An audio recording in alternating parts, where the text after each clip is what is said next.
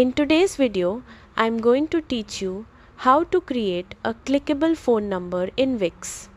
This is a really useful feature because it allows visitors to call you instantly with just one tap, especially on mobile devices.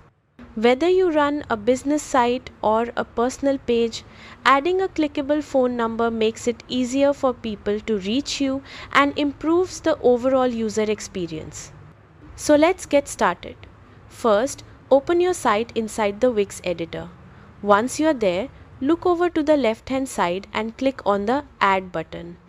This is where you can insert all kinds of elements into your page. From the menu that appears, select Text. You'll see different text styles you can choose from.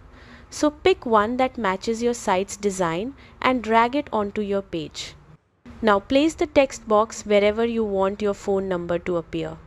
This could be near your contact details, in your header, or even inside a call to action area. Anywhere it will be easy for visitors to find.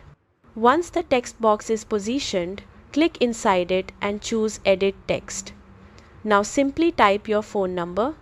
It's a good idea to include your country code as well, for example, +1 for the United States, so international visitors can reach you without any issues.